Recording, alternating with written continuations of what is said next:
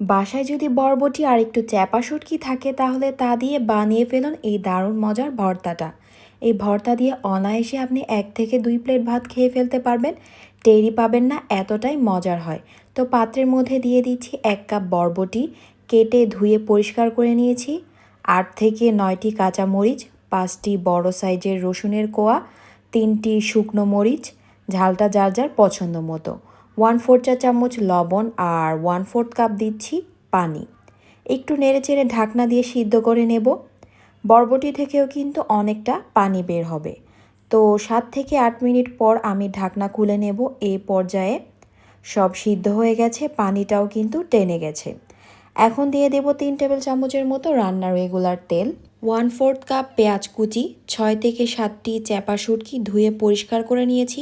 এখন সমস্ত কিছু আমি 3 থেকে 4 মিনিটের মতো ভেজে নেব। এখন নামিয়ে ঠান্ডা করে ব্লেন্ড করে নেব। আপনারা চাইলে শিলপাটায় বেটে ভর্তাটা বানিয়ে নিতে পারেন।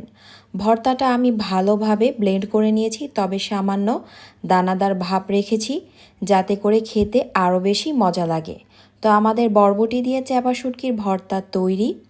এই ভর্তাটা খেতে এতটাই মজার হয়, বাসায় একবার ট্রাই না করলে বুঝতেই পারবেন না। তাই অবশ্যই বাসায় একবার ট্রাই করে দেখবেন, আশা করি সবার ভালো লাগবে। তো আজকের এই ভর্তার রেসিপিটি কেমন লেগেছে অবশ্যই কমেন্টে জানাবেন। যদি ভালো লেগে থাকে ফলো দিয়ে পাশে থাকবেন এবং চ্যানেলটিকে সাবস্ক্রাইব করে রাখবেন। আল্লাহ।